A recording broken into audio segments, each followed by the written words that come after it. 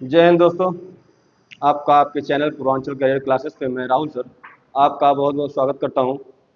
दोस्तों, हम लोगों ने पिछली कक्षा में कल की कक्षा में यूपी टीजीटी पीजीटी कला विषय से संबंधित जो कि निःशुल्क कक्षाएं आपके सामने एक पे एक वीडियो दी जा रही है। चूँकि एग्ज़ाम में तो ज़्यादा से ज़्यादा 2 से ढाई महीना समय है, उसके बाद आपको एग्ज़ाम होना ही होना है। नवंबर दिसंबर में आपका एग्ज़ाम तो होना ही होना है। आप अपने आप को पहले पूरा तैयार कर लो। डेट आएगी उसके बाद कोई तैयारी-वारी कर नहीं पाता है। ये सीधी बात है भैया, ये बात समझिएगा। तो हम मुगल कालीन चित्रकला 2 पार्ट में बना चुके हैं इसके पहले, ये हमारा तीसरा पार्ट होगा मुगल कालीन चित्रकला पे। हम लोगों ने अकबर तक देख लिया था। कहाँ तक? अकबर तक देख लिया था। अकबर के बाद हम देखेंगे उसका उत्तराधिकारी कौन बनता है। कौन बनता है? जहांगीर। आइए। तो दोस्तों, इस अगला जो हमारा बिंदु है मुगल कालीन चित्रकला को लेकर के, हमने अभी बाबर से देखा था। बाबर से पहले भी ईरानी शैली, चूंकि ईरानी शैली का अध्ययन करना हमारे लिए इसलिए आवश्यक हो गया था क्योंकि मुगल शैली का जन्म ही एक प्रकार से उसी ईरानी शैली से मानी जाती है। तो हमें ईरानी शैली से भी क्वेश्चन बनते हैं। तो हमने ईरानी शैली देखा, उसके पहले फिर बाबर को और हुमायूं को और अकबर को। आज हमारा बिंदु है कौन? हुमायूं को हमने देख लिया है। हमें पढ़ना है जहांगीर से। हमें जहांगीर कालीन चित्रकला के बारे में पढ़ना है, जो कि चित्रकला की दृष्टिकोण से जिसे स्वर्ण युग कहा जाता है। क्या कहा जाता है?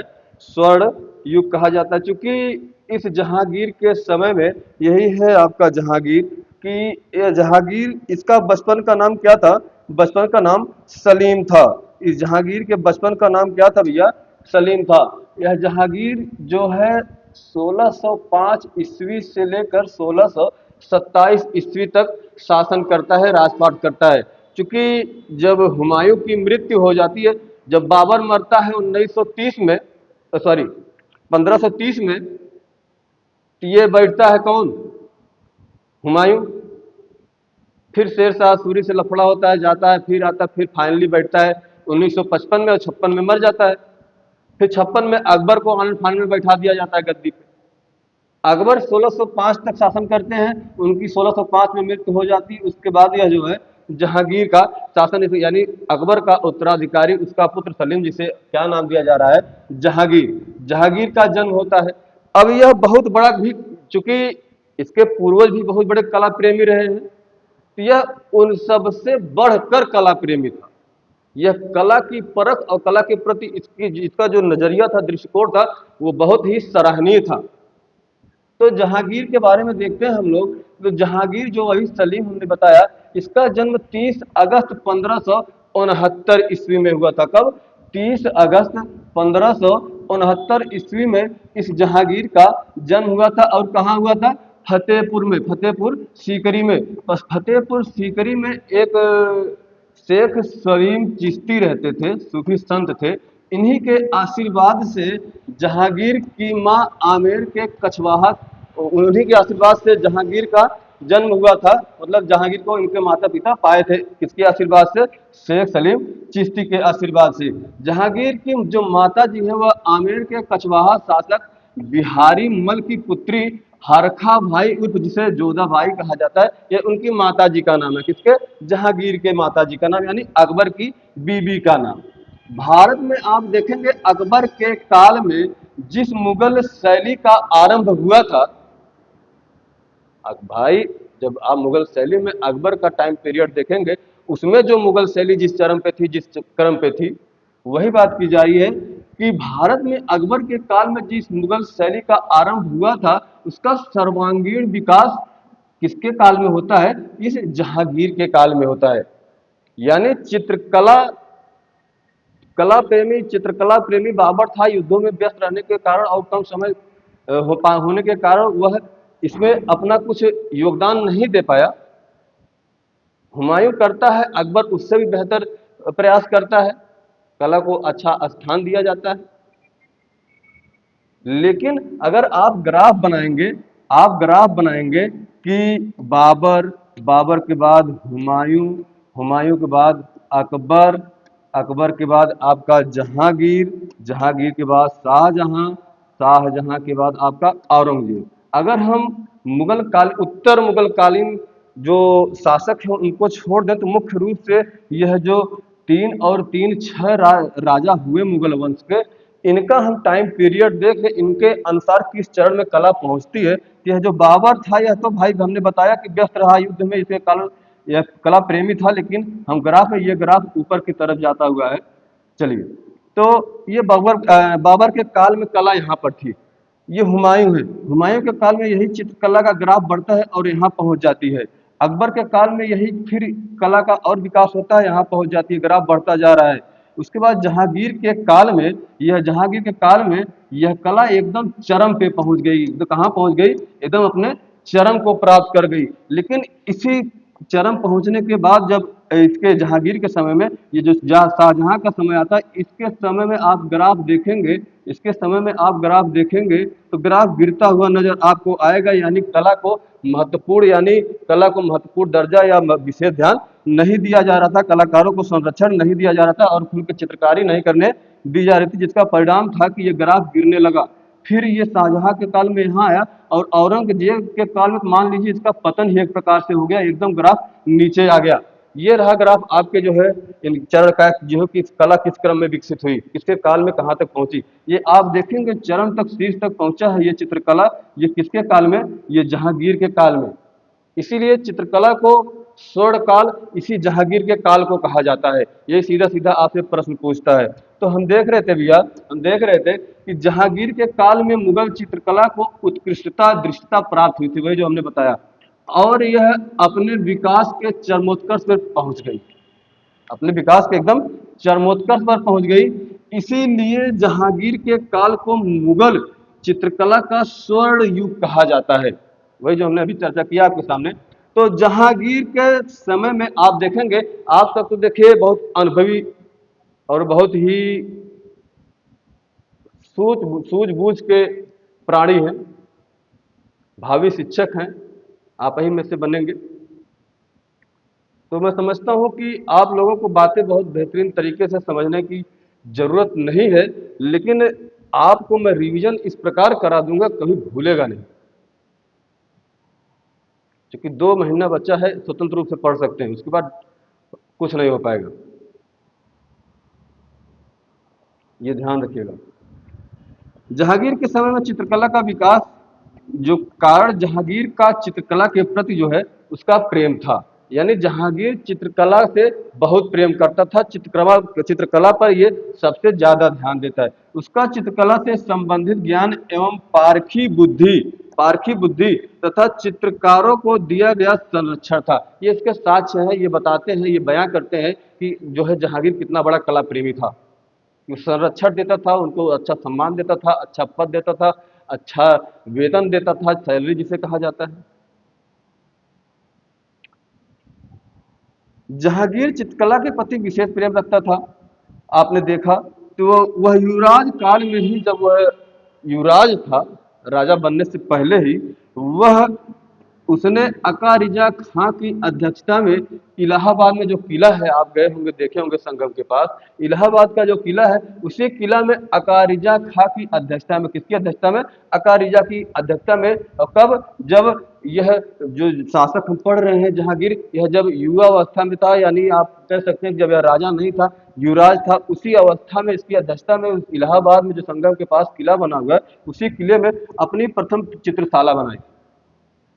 बात याद रखिएगा, जहांगीर चित्रकला का ज्ञानी और पारखी था। इस बात से स्पष्ट है कि जहांगीर ने अपनी आत्मकथा तुजुक ए जहांगीरी में, अपनी कथा तुजुक ए जहांगीरी में या जहांगीर नामा में, या जहांगीर तुजुक ए जहांगीरी में या जहांगीर नामा में लिखा है। यदि किसी चित्र को जीवित या मृत किसी चित्रकार ने बनाया हो तो यह बता सकता है, ये उसकी कला के प्रति एक विशेषता है कि वह कोई चित्र हो, वह चित्र अगर कोई बनाने वाला बहुत पुराना हो गया हो, उसकी मृत्यु हो गई हो, इससे संबंधित इसके जानकारी में रहा हो, यानी एक ही चित्र के अलग अलग अंग अगर अलग अलग चित्रकार बनाते हैं, तो इतना बड़ा ज्ञानी था कला का, इतना बड़ा पारखी था जहांगीर, ये बता देता था कि इस एक मुखाकृत का, इस एक चित्र का आंखें फला चित्रकार ने बनाया है, नाक अलग चित्रकार ने बनाया, फला नाम है उनका, ये सब कुछ बता देता था। इतना बड़ा कला पारखी था। वही चीज यह लिखा गया है कि यह जो है चित्रकारों के समय विशेष संरक्षण मिला और उच्च पद, हमने बताया ना कि बहुत अच्छा अच्छा पद और सम्मान देता था, मनसब, पुरस्कार, उपाधियां आदि देकर सम्मानित करता था। उदाहरण के रूप में एक है फारूक बेग। फारूक बेग के द्वारा बनाया गया एक चित्र पर प्रसन्न होकर यह जो जहांगीर है, जो फारूक बेग का जो चित्र होता है उसको देखकर बहुत प्रसन्नित होता है, बहुत खुशी होती है उसको देखकर उसने 2000 रुपये जो है जहांगीर ने इनाम में दे दिया था। 2000 रुपया क्या किया था, इनाम में दे दिया था। अबुल हसन जो बैलगाड़ी का उसका जो चित्र है, अबुल हसन के द्वारा जो बनाई गई एक बैलगाड़ी के चित्र पर 1000 मुद्राएं इनाम में दिया था। यानी पुरस्कार देता था, प्रोत्साहित करता था कौन, यह जहांगीर। इसको कलाकारों को, चित्रकारों को कितना संरक्षण करता था, कितना ध्यान रखता था। ये बहुत बहुत उम्दा किस्म का राजा था इस मामले में। तो अंग्रेज दूत सर टॉमस रू, जो अंग्रेज दूत आया था सर टॉमस रू, जो इंग्लैंड के सम्राट जेम्स प्रथम के राजदूत के रूप में सन 1615 ईस्वी में भारत में जो आया था, किसके काल में, जहांगीर के काल में आया था, आता है और जहांगीर से उसकी वार्तालाप यानी बातचीत हुई। जहांगीर ने कहा था कि उसके चित्रकारों के लिए 50 रुपये का इनाम बहुत कम है, क्योंकि उनका हर चित्रकार कम से कम इतना अच्छा पद तो है कि एक मनसबदार भी, उसकी हैसियत इतनी छोटी नहीं है कि उनको 50 रुपया पुरस्कार दिया जाए, ऐसे जहांगीर कह रहा था। चलिए आगे बढ़ते हैं। चूंकि वह उच्च स्तर के अधिकारी पद पे हुआ करते थे, इनको बहुत अच्छा, सब जो चित्रकार थे उनको बहुत जो है सम्मानित पद दिया जाता था। अब जहांगीर के समय के चित्रकार कौन कौन थे, जैसे हमने देखा कि अकबर के समय में कौन कौन से चित्रकार थे, वैसे हम देख लेते हैं कि इस जहांगीर के समय में कौन कौन से चित्रकार थे। जहांगीर के समय में आप देखेंगे कि अकारिजा खां का नाम आता है, फारूक बेग भी इसी जहांगीर के दरबारी थे, अबुल हसन, बिशन दास, मंसूर को तो आप सभी जानते करते हैं, मंसूर मनोहर मिस्किन को, मंसूर मनोहर, दौलत खां, गोवर्धन माधव, आपके पदारथ हैं, केशव दास हैं, बालचंद हैं, विचित्र है, मिस्किन है। ये सब किसके दरबारी चित्रकार थे, किसके संरक्षण में चल रहे थे, ये सब इस जहांगीर के संरक्षण में, इसी के दरबारी चित्र यानी इसी के समय के चित्रकार हैं। उन्हीं के समय के ये प्रमुख प्रमुख से इनका नाम दिया गया है कुछ चित्रकारों का। तो जिसमें अकारिजा खां, फारूक बेग, अबुल हसन, बिशन दास, मंसूर मनोहर और आपके विचित्र मिस्किन, ये जो नाम दिए हैं ये अपने आप में महत्वपूर्ण भी हैं। देखिएगा क्वेश्चन बनता है यहाँ से। सबसे पहले हम देख लेते हैं इनको, किसको, अकारिजा खां को। इनके जो जहांगीर के समय में एक प्रमुख चित्रकारों की श्रेणी में सर्वप्रथम आता था, जिसका नाम क्या है, अकारिजा खां। उस अकारिजा खां के बारे में जानते हैं कि आखिर में अकारिजा था कौन, कहाँ का रहने वाला था, कैसे कैसे क्या हुआ। तो देखते हैं कि अकारिजा या तो हेरात, जो कि हमने बताया ईरानी शैली का, हमने स्टार्टिंग में बताया था ईरानी शैली का जन्म कहाँ हुआ था, जन्म स्थान आपके हेरात समरकंद, ये जो आपका अफगानिस्तान में पड़ता है, कहाँ पे, यह हेरात यानी अफगानिस्तान में जो है वहाँ का निवासी था। कहाँ का निवासी था, यह जो है अकारिजा खां, यह हेरात का निवासी था और वहीं पर ईरानी शैली का जन्म हुआ है। तो स्वाभाविक सी बात है कि अकारिजा खां पर ईरानी शैली का ही प्रभाव रहा होगा। तो वही चीजें आप देखेंगे कि जो है यह कहाँ का रहने वाला था, हेरात का रहने वाला था। हेरात कहाँ है, अफगानिस्तान में है। जहांगीर द्वारा युवराज काल में, जब जहांगीर युवराज था, राजा बनने से पूर्व, इलाहाबाद में स्थित जो चित्रशाला का निदेशक बनाया था, वह इसने अकारिजा खां को ही बनाया। जहांगीर अपने युवराज काल में जो इलाहाबाद में संगम के पास किला बना हुआ है, उसी में प्रथम चित्रशाला बनवाया था और उसका सबसे पहले अध्यक्ष किसको बनाया, इसी अका रिजा खां को सबसे पहले अध्यक्ष बनाया। अका रिजा खां को हमने बताया कि ये अका रिजा खां और फारूक बेग जहांगीर काल के दो ऐसे चित्रकार थे जो ईरानी शैली से प्रभावित थे। जो किस शैली से प्रभावित थे, ईरानी शैली से। हमने अभी वही चर्चा किया था आपके सामने, चूंकि इनका जन्म भी वही हुआ है जहां ईरानी शैली का जन्म हुआ है, तो इन पर स्वाभाविक सी बात है प्रभाव ईरानी शैली का ही होगा। अब हम बात कर लेते हैं इनके जो है बनाए गए दो प्रमुख चित्र। एक राज कंवर है, कौन? एक राज कंवर है, किसका? अकारिजा खां द्वारा बनाया गया ये सबसे महत्वपूर्ण चित्र है, जिसका क्या नाम है? राज कंवर। राज कंवर। और दूसरा है आपका अमीर नज्म उद्दीन हसन देहली की चित्र, जो है कि गजल एवं रुबाइयां फारूक बेग के रूप में इनका एक दूसरा महत्वपूर्ण चित्र उपस्थित है आपके सामने। इनका जो है चित्र आपके लिए बहुत ही देखेंगे तो बहुत मनमोहक होगा, बहुत ही सुंदर बनाया गया है। यह जो है कलमात, यानी जो है अफगानिस्तान में कलमात नाम का स्थान है, उस अफगानिस्तान से आया था। कहाँ से आया था? कहाँ से आया था? अफगानिस्तान से। वही ये जो आप पढ़ रहे हैं खैरात, उसी के पास का एक स्थान है, वहीं से मूल स्थान से आया था। इसकी शैली की विशेषताएं ईरानी शैली थी। तो भाई स्वाभाविक सी बात है, वही चीज हमने पढ़ा कि जो है इसकी शैली की विशेषताएं ईरानी शैली थी। लेकिन फारूक बेग अकबर के समय में ही, यह फारूक बेग जो था यह अकबर के ही समय में दरबार में नियुक्त हो गया था। फारूक बेग किसके समय में नियुक्त हुआ था दरबार में? अकबर, सम्राट अकबर के समय में। आपने क्वेश्चन पूछ सकता है, ध्यान रखिएगा, फारूक बेग की नियुक्ति किस दरबार में हुई थी? किसके दरबार में? अकबर के दरबार में। तो लेकिन आप देखेंगे कि उसकी कला को विशिष्टता जहांगीर के समय में प्राप्त हुई। नियुक्त तो अकबर के काल में हो गया था यह चित्रकला के चित्रकार के पद पे, कि बहुत अच्छा चित्रकार है, लेकिन इसकी महत्वता, इसका वर्चस्व जो है दिखाई कब देता है? जहांगीर के समय में। किसके समय में? जहांगीर के समय में। इसकी विशेषताएं, योग्यताएं जो है आकृति चित्रण में, चूंकि यह जो अकारिजा खां है, इनकी जो है रुचि जो है, इनकी विशेष योग्यता कह ले भाई, जिसमें रुचि होती है वही आदमी दक्ष भी हो जाता है, योग्य भी हो जाता है। तो इनकी जो विशेष योग्यता थी वह आकृति यानी सभी चित्र, व्यक्ति चित्र उसमें ज्यादा थी।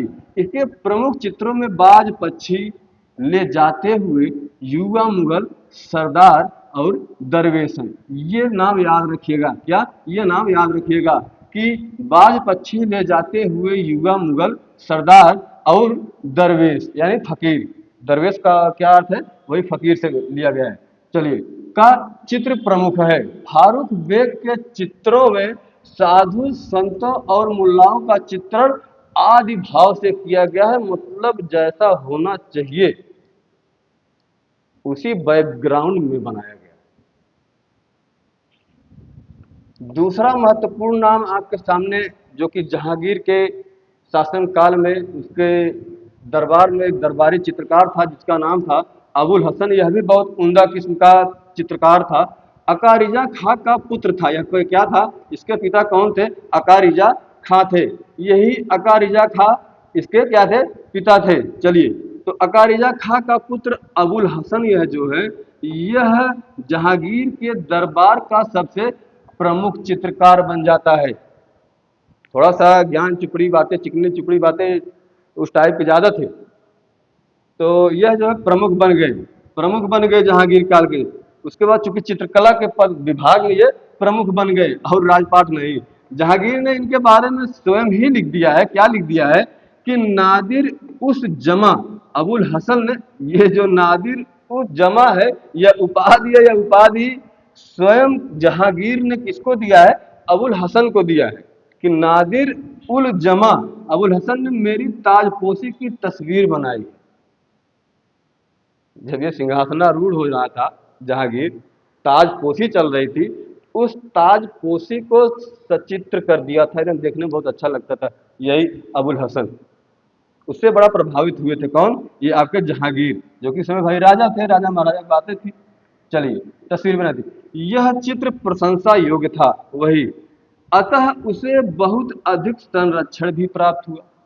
भाई उनका अध्यक्ष के पद पे था, एक प्रकार से सबसे उच्च पद पे था, तो संरक्षण भी उस हिसाब से मिल रहा था।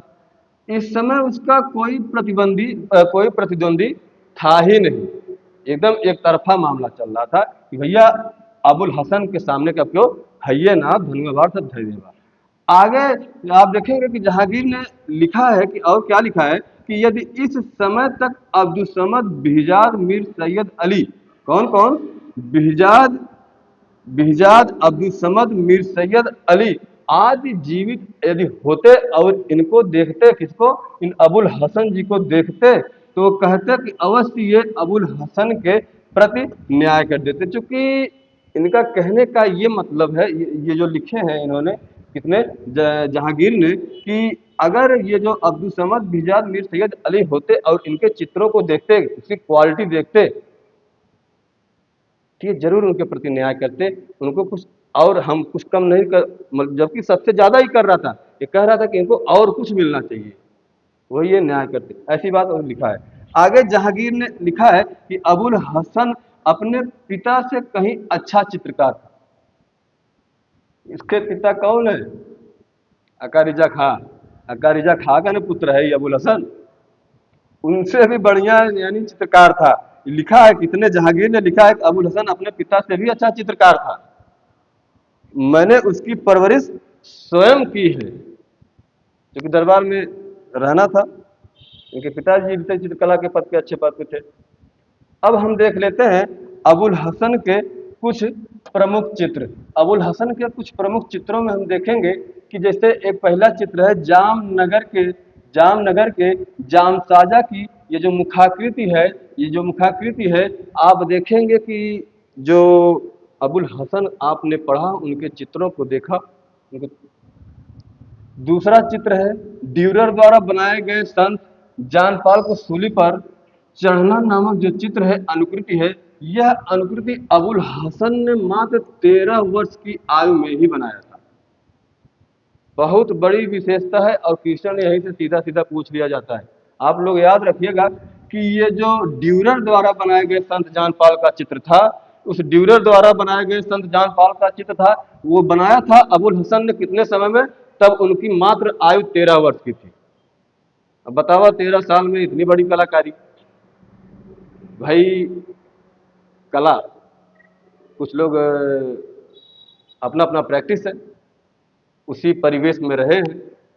पिताजी भी जहांगीर के नियुक्त तो हो गए थे उसके ही, सॉरी, अकबर के ही काल में। तो आइए देखते हैं।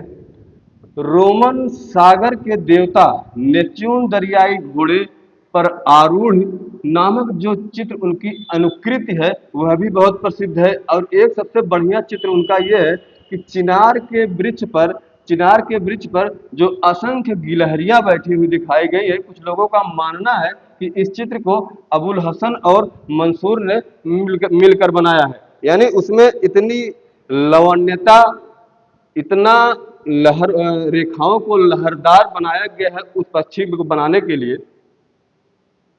कितनी बनाई गई है? असंख्य गिलहरियां बनाई गई हैं, मतलब दिखाया गया कि एकदम गिलहरियों का पूरा समूह ही दिखाया गया है। तो अबुल हसन और मंसूर ने मिलकर बनाया होगा, ऐसा कुछ अलग अलग विद्वानों का अपना मानना है। एक राजकुमार बालक का चित्र है जो कि बहुत ही प्रशंसनीय है। किसका? अबुल हसन का। किसका? अबुल हसन का। जन समूह के समक्ष शेख सादी का स्वागत करते हुए कौन? जहांगीर। जहांगीर जो है जनसमूह के समक्ष एक शेख सादी का स्वागत करते हुए, जहांगीर का चित्र भी बहुत अच्छा इनका चित्र है। किसका? अबुल हसन का, जो कि इनके पिता का क्या नाम था? अकारिजा खां। ईरान के शाह अब्बास से भेंट करते हुए भी जहांगीर का एक चित्र बनाया है। किसने? इन अबुल हसन महोदय ने। आगे देखते हैं कि शाह अब्बास का आतिथ्य करते हुए, यानी एक प्रकार से स्वागत ही करते हुए, खूब बढ़िया से पकवान उपवान खिलाते हुए दिखाया गया है। शाह अब्बास का आतिथ्य करते हुए जहांगीर, यह भी एक चित्र वही हमने बताया। गरीबी मिटाते हुए जहांगीर, गरीबों को नहीं, गरीबी मिटाते हुए जहांगीर को चित्रित किया गया है। किसके द्वारा? अबुल हसन के द्वारा। तो चलिए, गोला कपड़े, यानी गोला पकड़े जहांगीर, जहांगीर गोला पकड़े हुए खड़े हैं।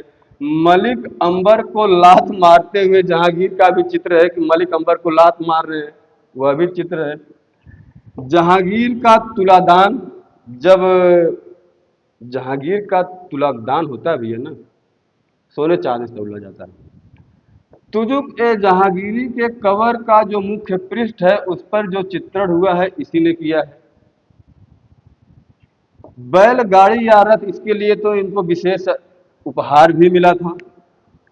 युवा शाहजहां का, जो कि बहुत पूछा जाता है, बहुत पूछा जाता है कि आपसे युवा शाहजहां का युवा शाहजहां का चित्र किसने बनाया था?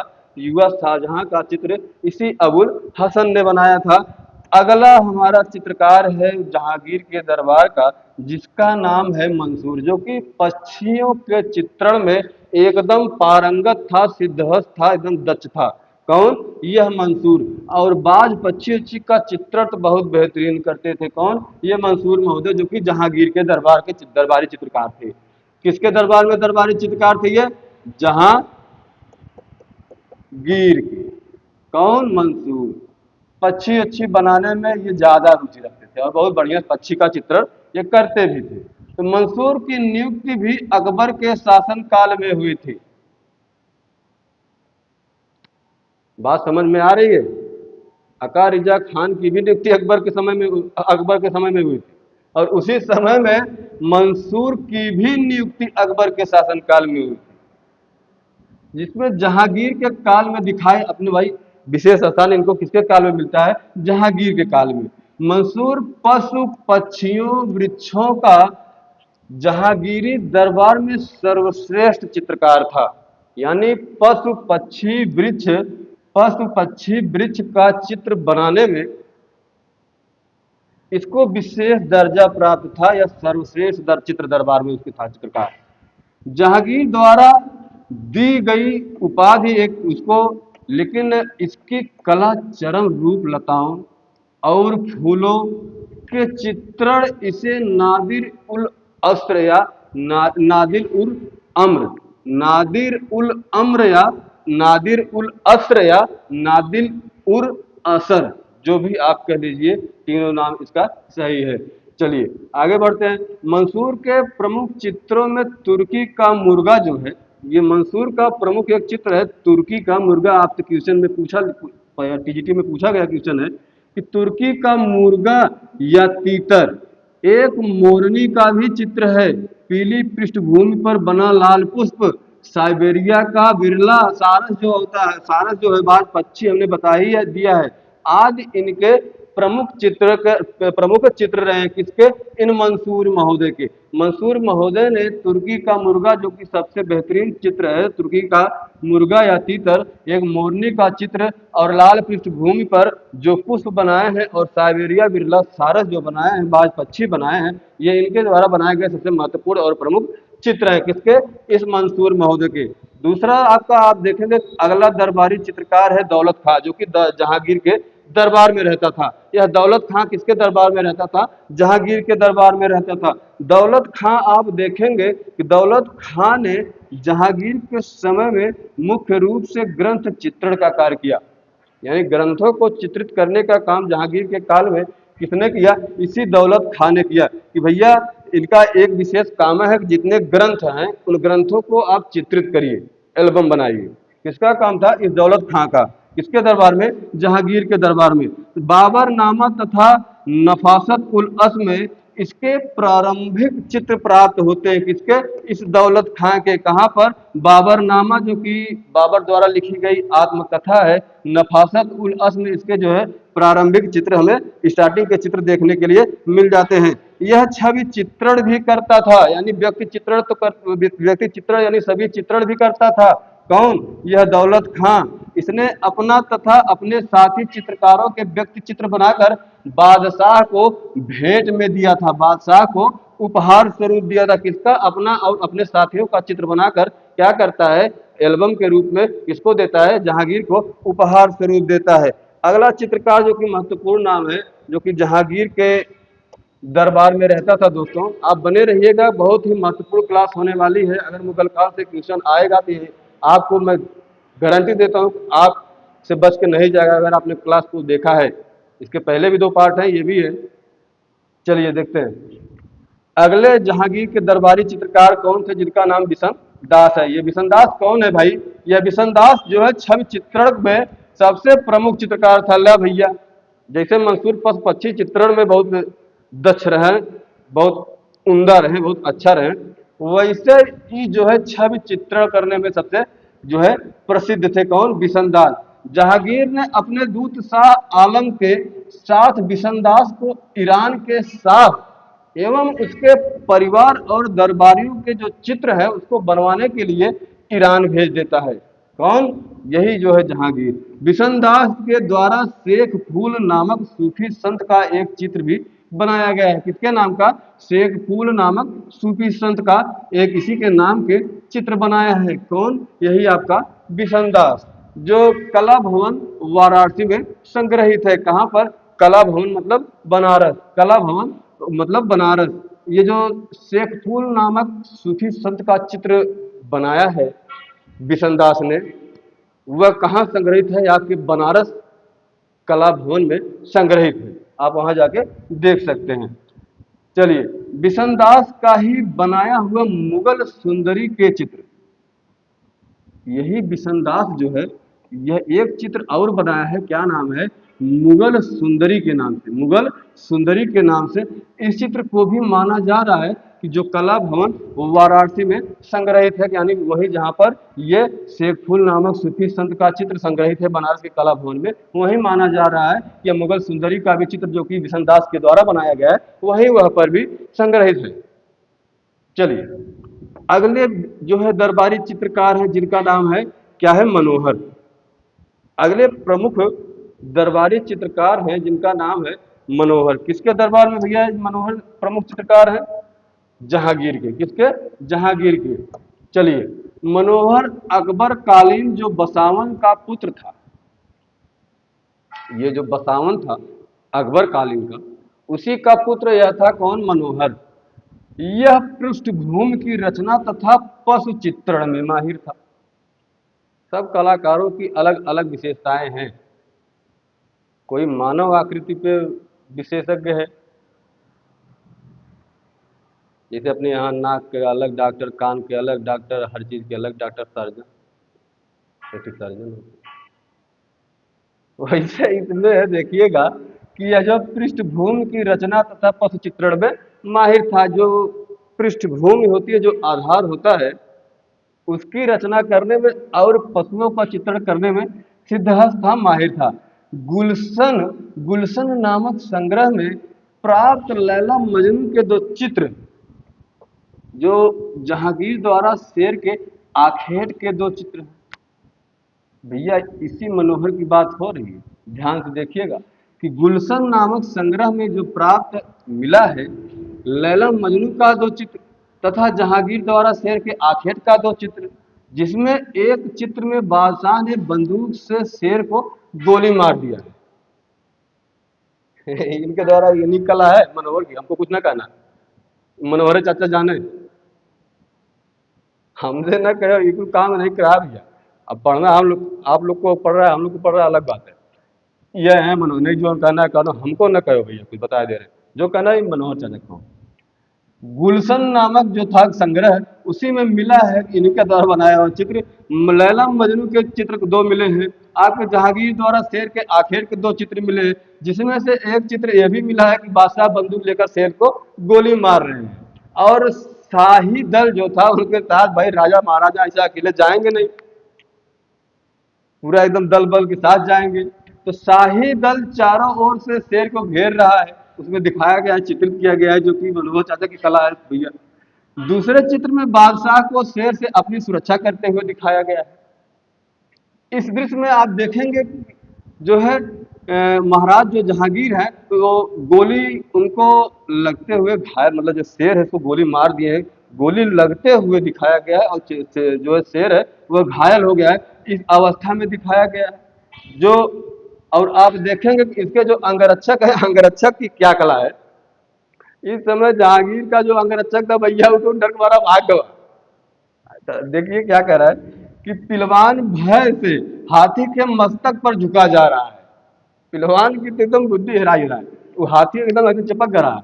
और घुड़सवार बादशाह की मदद के लिए आगे आगे, यही घुड़सवार जो थे, स्पेशल सिपाही जो थे, यही उसके आगे आगे। घुड़सवारों में से एक के पास क्या था? भाला था, जो वही भाला लेकर शेर से लड़ने का या शेर को भगाने का प्रयास कर रहा था। सम्राट जो जहांगीर था, इसके ये जो अंगरक्षक थे, ये शेर की झपटन की मुद्रा में इतनी जो इसमें रेखाएं बनाई गई हैं यह मनोहर चाचा के द्वारा, इतनी लहरदार, घुमावदार, इतनी असरदार बनाई गई है। क्योंकि ये पशु चित्रण में तो माहिर थे ही, साथ साथ ये पृष्ठभूमि की रचना बहुत बेहतरीन तरीके से करना जानते थे। तो जो कि एकदम पूर्णतः यथार्थ दिखाई, एकदम मतलब सत्य की अनुकृति एकदम सत्य दिखाई देती है। चलिए, मनोहर की अगर बात कर ले तो मनोहर ने जहांगीर के राजसभाओं के चित्र, काला हिरण नामक पशु का एक चित्र, भाई पशु में ज्यादा इंटरेस्ट था, तथा शाहजहां और उसके पुत्र जो दारा सिकोह का चित्र है वह भी इसी ने बनाया था। किसने? यही मनोहर चाचा ने। चलिए, मंसूर शाहजहां और दारा सिकोह का चित्र जो मनोहर के अस्वस्थ होने पर शाहजहां के काल में आप देखेंगे कि मुराद द्वारा बनाया गया वह जो है चित्रण। चूंकि मंसूर, मनोहर, ये जो मिस्किन तीन नाम आपको मिलते हैं जो कि इसके आप कह सकते हैं कि बहुत बेहतरीन कलाकार थे। हालांकि सबकी भी अपनी अपनी एक जो है स्थिति थी, लेवल था सबका अपना अपना, ऐसा कोई किसी से कम नहीं था, लेकिन अलग अलग पक्ष में अलग अलग सब लोग सिद्धहस्त थे, अच्छे अच्छे विशेषज्ञ थे। तो मंसूर, मनोहर, मिस्किन ये पशु पक्षी चित्रण में अग्रणी थे, एकदम सबसे आगे रहते थे। मतलब पशु पक्षी का चित्रण करना हो तो यही मंसूर, मनोहर, मिस्किन को बुलाया जाए, यही पशु पक्षी चित्रण बढ़िया से करते हैं। इसमें मनोहर मुख्यतः पशु चित्रण में, जबकि मंसूर और मिस्किन पक्षी चित्रण में प्रवीण थे, यानी सिद्धहस्त थे। इसमें जो है मनोहर क्या थे? पशु चित्रण में एकदम सिद्धहस्त थे। मंसूर और मिस्किन ये पक्षी चित्रण में सिद्धहस्त थे। क्या थे? एकदम बहुत ही उम्दा कलाकार थे। चलिए, जहांगीर कालीन चित्रों के विषय की अगर हम बात कर लें आपके सामने 2 मिनट में, कि जहांगीर कालीन चित्रों का, यानी मुगलिया दरबार में जो जहांगीर का टाइम पीरियड होता है उसके समय में जो चित्र बन रहे हैं, एक पे एक चित्र बनते जा रहे हैं, चूंकि इसके समय में चित्रकला अपने चरम पे थी, हमने चर्चा किया आगे। तो क्या विषय रहा? वह जो चित्रण का कार्य एकदम निरंतर चल रहा है जहांगीर के काल में, उस चित्रण का विषय क्या रहा? आइए हम देखते हैं कि जहांगीर के समय में सबसे पहले एक चीज जानना, एल्बम, जो एल्बमों नहीं होता था, फोटो खिंचा खिंचा के एल्बमों में रखते थे, वही एल्बमों आप समझिए पोथी चित्रण, वही वही पोथी चित्र है। जहांगीर के समय में पोथी चित्रण का कार्य पहले की भांति मतलब लगातार चलता रहा। ये पोथी चित्रण आप देखेंगे, सर्वप्रथम लघु चित्रण और पोथी चित्रण ये पाल शैली में हमने आपको पढ़ाया था, तभी से इसका कहीं ना कहीं रूप आज बड़ा आकार ले लिया है। आप देखते हैं पहले की ही तरह, पहले की ही भांति यह जो है पोथी चित्रण का कार्य चला आ रहा था। इसके समय में भी, किसके समय में है? इस जहांगीर के समय में भी। साथ ही इस समय चित्रकार की कल्पना के लिए अधिक क्षेत्र और स्वतंत्रता प्राप्त थी। कहने का इतना सा मतलब है कि इस जहांगीर के समय में एकदम स्वच्छंद छोड़ दिया जाता था चित्रकारों को, किसी भी प्रकार की कोई पाबंदी नहीं होती थी कि आपको इन पहलुओं पर, इन बिंदुओं पर विशेष ध्यान देना है, या इसको बनाना है, नहीं बनाना है, या बनाना कहाँ रखना है, कहाँ नहीं, बैकग्राउंड क्या हो, इसमें कोई हस्तक्षेप नहीं कर रहा था। किसके समय में? इस जहांगीर के समय में न खुद जहांगीर हस्तक्षेप कर रहा था। वही बात है। तो पोथी चित्र की अपेक्षा व्यक्ति चित्र की प्रथा बढ़ गई थी। किसके समय में? आप देखेंगे जहांगीर के समय में पोथी चित्रण की अपेक्षा जो है व्यक्ति चित्र यानी सभी चित्रण की जो है मांग बढ़ गई थी। मनोरंजन के अतिरिक्त दया, सहिष्णुता, मैत्री, क्रोध एवं संतोषार्थ के भी चित्र बनाए गए हैं, आत्म संतुष्टि के लिए। जैसे देवी देवताओं के चित्र नहीं बनाए जाते, उसी प्रकार पोथी चित्रों में कलीला व द्युमुना, ये दोनों नाम आप याद रखिएगा, कलीला व द्युमुना, ये जहांगीरनामा ही जहांगीर के समय में चित्रित हुई। ये दोनों नाम और जहांगीरनामा एक समय में चित्रित हुई, ये दोनों बात आप याद रखिएगा। जहांगीर के समय में आप स्फुट चित्र, यानी स्फुट कहने का मतलब फुटकर चित्र, एल्बम में नहीं, अलग अलग जो देख लिया वही बना दिया, एकदम लेटेस्ट वही है स्फुट चित्र, उसी को स्फुट चित्र कहा जाता है। जहांगीर के समय में स्फुट चित्र भी बनाए गए, अर्थात चित्रों की जिल्दें तैयार नहीं की गई, बल्कि चित्रों को स्वतंत्र रूप से छोड़ दिया गया। वही कह रहे हैं कि अलग अलग जो जैसा दिखा लेटेस्ट वही बन के आज के न्यूज पेपर तरह चित्र छाप के छोड़ दिया, जो है बनाए गए हैं। तो आप देखेंगे कि इनके दरबार में जो जहांगीर है, यह आप अपने दिमाग में बैठा लीजिए कि शाहजहां का जो टाइम पीरियड है, शाहजहां का जो काल है, उसके काल में स्थापत्य कला अपने चरम पे थी। आप हमेशा कंफ्यूज होते हैं। कोई बच्चा एक कमेंट में भी किया था कल, क्योंकि उसको हमने देखा तो हम इसीलिए स्पष्ट कर दे रहे हैं कि आप लोग इस पे कंफ्यूज एकदम बिल्कुल मत होइएगा। स्थापत्य कला का स्वर्ण काल आप शाहजहां के काल को कहेंगे, और चित्रकला का स्वर्ण काल आप किसको कहेंगे?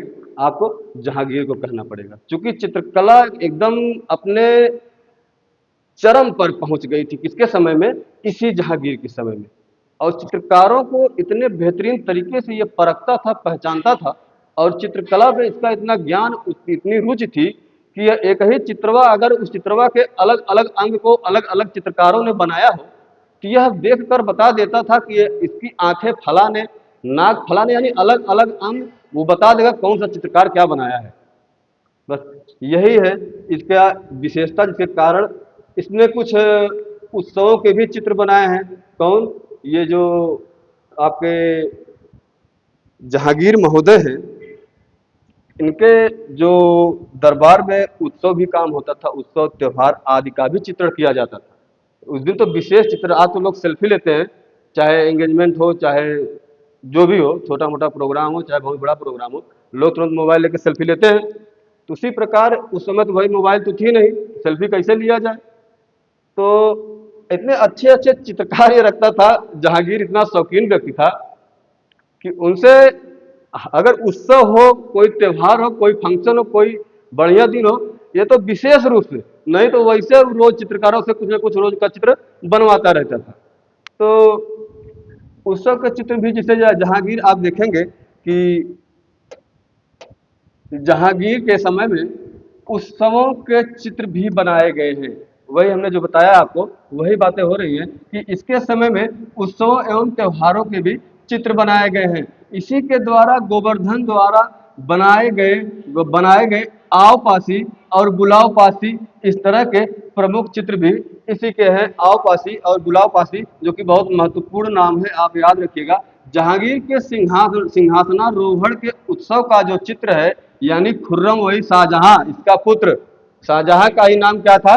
खुर्रम था। जैसे इसका नाम सलीम था जहांगीर का, वैसे शाहजहां का नाम क्या था? खुर्रम था बचपन में। तो वही खुर्रम शाहजहां, वही जो जहांगीर के सिंहासनारोहण के उत्सव का जो चित्र बनाया गया, वह खुर्रम शाहजहां के विवाहोत्सव का चित्र जो है जहांगीर के समय पर बनकर पूर्ण रूप से तैयार हुआ। और उस चित्रकारी के लिए यह जहांगीर ने क्या काम किया था? इनाम भी दिया था। चलिए, शिकार के चित्र क्या विषय रहा है? शिकार के चित्र आप देखेंगे कि जहांगीर काल में, किसके काल में? उत्सव के चित्र। उसके बाद हमने देखा कि इसमें जो है आपके, अब अगला बिंदु हमारा है शिकार के चित्र।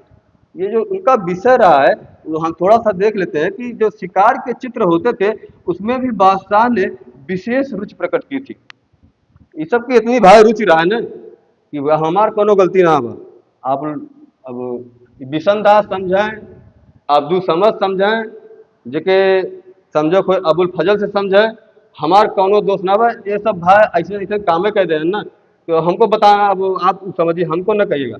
एक सब पूछे जाते हैं, सबसे बड़ी महत्वपूर्ण बात यह कि यही सब पूछे भी जाते हैं। टीजीटी कला का जो सिलेबस है, पाठ्यक्रम है, बहुत ही सटीक है। आप केवल घबराइए मत, आपकी पूरी तैयारी हो चुकी है, ये मैं जानता हूं। आप बहुत ही, आप लोग से अगर बात की जाए, जो भावी शिक्षक और शिक्षिकाएं हमें नजर आ रही हैं कैमरे में, आप लोग केवल अपने ऊपर भरोसा रखिए। आप लोग की पूर्णतः तैयारी हो चुकी है, आप बहुत ज्यादा पढ़ चुके। बस आपको रिवीजन करना है, रिवीजन लगातार करते रहिए, नहीं तो बात समझ में नहीं आएगी। चलिए आगे बढ़ते हैं। जो शिकार के चित्र है, उसमें बादशाह भी जो है, यह भाई अलग एक उनका ही शौक था कि शिकार के भी चित्र होने चाहिए, उनमें भी उन्होंने रुचि प्रकट की अपनी। मनोहर द्वारा जो बनाया गया बादशाह द्वारा शेर के शिकार का दृश्य है, बादशाह यानी जहांगीर जब शेर का शिकार कर रहा है, उसका दृश्य किसने बनाया था? मनोहर ने। उन दो दृश्यों जो कि बहुत प्रसिद्ध है। एक कौन सी है? एक तो यह जो है महाराज जो है शेर का वध कर रहे हैं, वो शिकार कर रहे हैं। दूसरा क्या है? अच्छा ये चीज नोट कर लीजिए कि ये जो चित्र है यह है कहाँ? यह है कहाँ? शेर का शिकार करते हुए आपके जहांगीर कहाँ है बादशाह? यह इंडियन म्यूजियम जो कि कहाँ है? कलकत्ता में पड़ता है। इंडियन म्यूजियम कहाँ है? कलकत्ता में पड़ता है, पश्चिम बंगाल कलकत्ता में आप जाएंगे तो वहीं पर एक म्यूजियम है जिसका नाम है इंडियन म्यूजियम। वहीं पर ये बादशाह द्वारा शेर का शिकार करता हुआ दृश्य चित्रित आपको मिल जाएगा। उसी संग्रहालय में सुरक्षित रखा गया है। जिसकी चित्रकारी किसने की थी? यही मनोहर चाचा किए थे। मनोहर चाचा हर जगह टांग लड़ा रहे भैया, अब समझो आप लोग इनसे। आगे देखते हैं क्या है। अच्छा, सूफी संतों के भी चित्र बनाते थे ये सब। भाई सबका अपना अलग अलग विषय था। सूफी संतों के भी चित्र बनाते थे। आप देखेंगे कि संतों के जो सत्संग होते थे, जैसे आज भी सत्संग होते हैं, तो उस समय भी उसी तरह सत्संग होते थे, तो उसका भी चित्र इन्होंने बनवाया है। किसने? जहांगीर ने।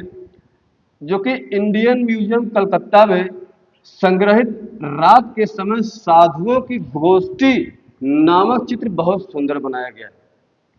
एक साधुओं की गोष्ठी है, कहने का मतलब है साधुओं का संतों का एक समूह है। उस समूह को बहुत ही सजीवता से साथ रात्रि का दिखाया गया कि ये चित्र रात वाला बनाया गया है। इसमें छाया भी दिखाई गई है।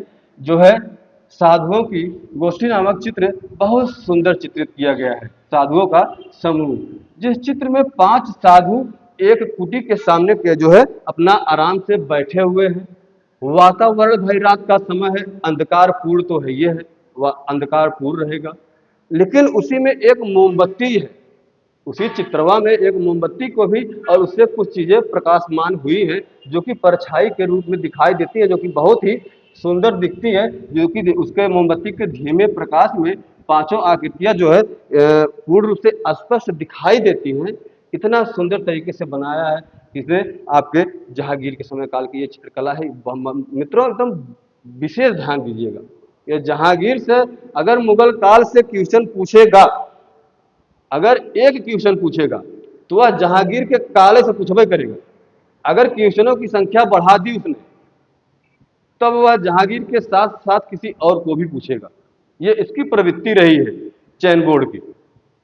इस बात को आप ध्यान दीजिएगा कि संतों का जो चित्र इन्होंने बनाया, इसने हमने बताया कि ये पशु पक्षी तथा पुष्पों के चित्र जो है इसके समय में, किसके समय में? जहांगीर के समय में। जहांगीर ने जो है कला में जो यथार्थवादी दृष्टिकोण अपनाया है, उसी के चलते चित्रकारों ने जो है प्राकृतिक दृश्यों का भी अंकन बहुत पर्याप्त यानी बहुत यथार्थ स्वभाव में किया है।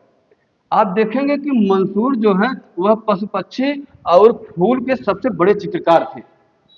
इसके दरबार में मंसूर जो था, हमने इसके पहले पढ़ लिया है, ज़्यादा टाइम नहीं लेंगे, जो कि बहुत बड़ा चित्रकार था। मंसूर द्वारा बनाया गया तुर्की का मुर्गा, तुर्की का तीतर, बाघ का पक्षी, मोरनी, जो कि पृष्ठभूमि पर, किस लाल पृष्ठभूमि पर अंकित दिखाई देती है। चलिए आगे बढ़िएगा। इसके बारे में हम थोड़ा सा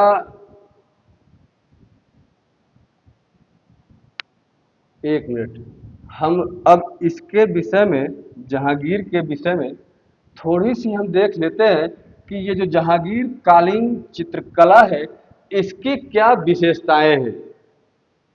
जहांगीर कालीन जो मुगल कालीन चित्रकला है, मुगल चित्रकला है, मुगल शैली है, वह मुगल शैली इस जहांगीर काल के जो समय में अपने चरम को प्राप्त करती है, उसकी क्या क्या विशेषताएं हैं। तो हम उसकी कुछ विशेषताओं पर, कुछ प्रमुख प्रमुख विशेषताओं पर आपका ध्यान केंद्रित करना चाहेंगे। मित्रों ध्यान दीजिएगा। तो जहांगीर कालीन जो चित्रकला की प्रमुख विशेषता है वह यह है कि वह ईरानी प्रभाव से पूर्णतः मुक्त हो चुकी थी। सबसे पहली विशेषता उसकी यही थी कि चूंकि सब कुछ मामला ईरान से जुड़ा रहा, इस राजवंश का हमने आगे पढ़ा है, सब कुछ पढ़ा है, विस्तार से पढ़ा है। कब कैसे क्या जन्म किसका क्या हुआ, कि कौन सी शैली कहाँ पे पनपी, कहाँ पे पुष्पी पल्लवित हुई।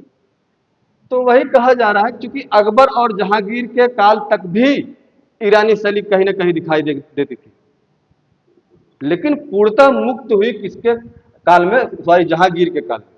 अकबर के काल तक वह दिखाई देती थी ईरानी शैली, लेकिन अब पूर्णतः भारतीय स्थिति, मनोस्थिति, ग्राम्य दृश्य, शहर दृश्य, यानी भारत उसका मूल तत्व हो गया और ईरान शैली धीरे धीरे पूर्णतः क्या हो गई, गौड़ हो गई। वही कहने का मतलब है कि जहांगीर कालीन चित्रकला की प्रमुख विशेषता यह भी है कि वह ईरानी प्रभाव से मुक्त हो गई तथा जहांगीर की जो मनोवृत्ति के अनुसार चित्रकारों ने अपनी शैली में परिवर्तन कर लिया था। ऐसा भी कुछ विद्वानों का मानना है कि भाई कोई बोल नहीं पा रहा हो, लेकिन हो सकता हो कि चित्रकार दबाव में किसी कोई एक ही विषय पर चित्र बना रहा है, हो सकता है वह दूसरे विषय में भी और बेहतर बना सकता है, लेकिन ऐसा नहीं था। ये बिल्कुल उनका गलत मत है। जहां आप देखेंगे चित्रकारों ने अपनी शैली में परिवर्तन कर लिया।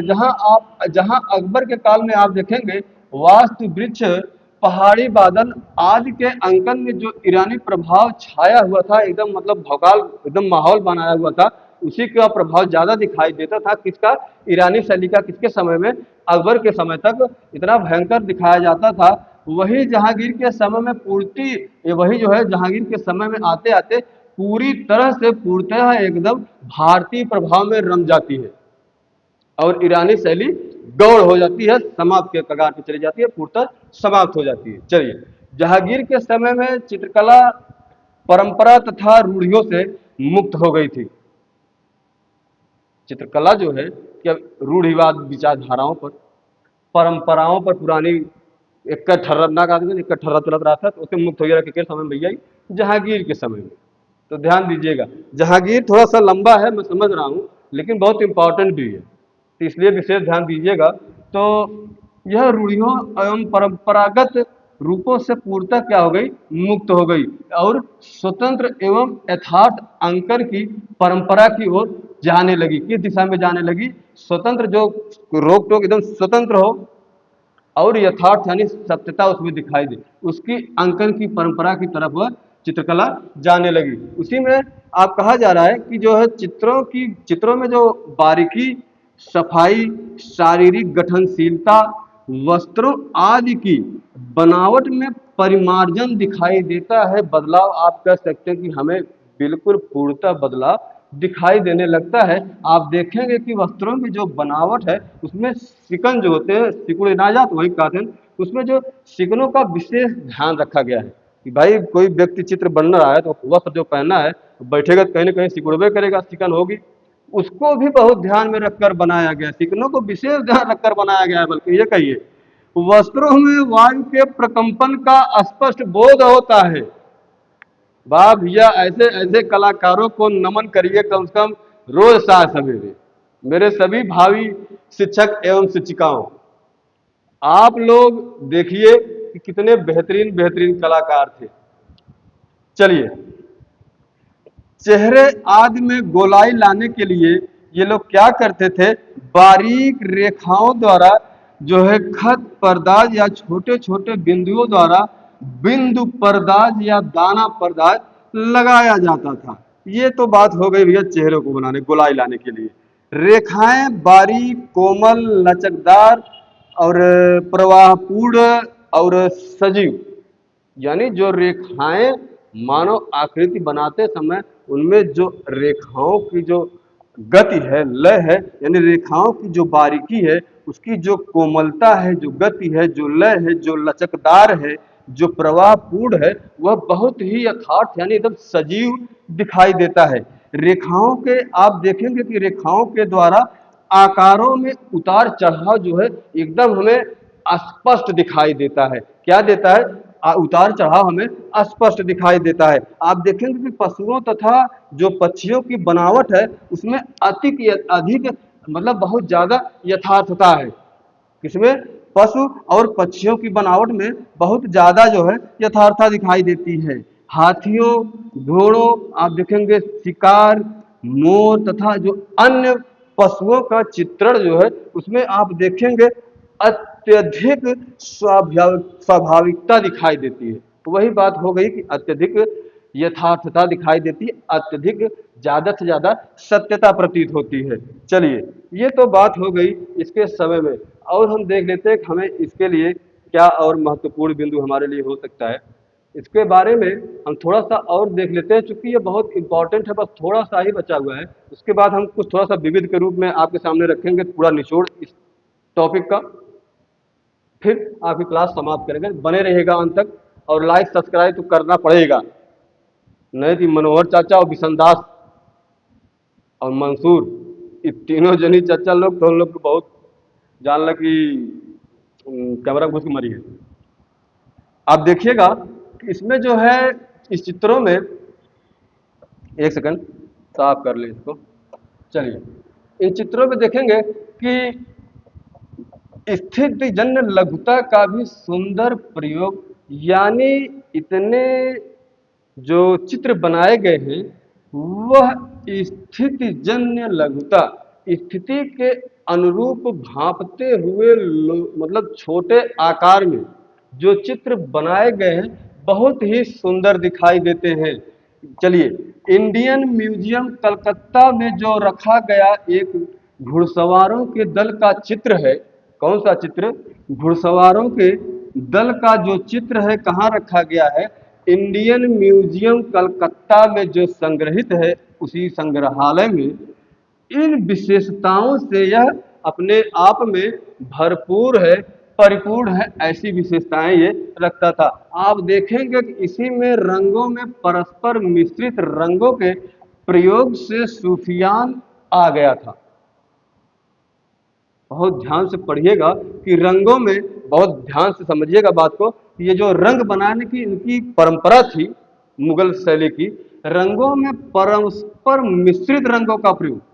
जब काले को सफेद से, नीले को पीले से, अलग अलग चित्रों को, जिस प्रकार आप देखते होंगे कि आपका न्यूज़पेपर जो आता है उस पर नीचे देखेंगे आपको लाल हरा पीला यही दिखाई देगा, उसी से मिश्रण से सारे रंग बनाए जाते हैं। तो वही चीज कह रहा है कि और उसमें जो विविधताओं का प्रयोग करके छाया प्रकाश दिखाया गया है, जो कि सृष्टि की एकदम सबसे बेहतरीन, सबसे उम्दा चित्र माना जाता है।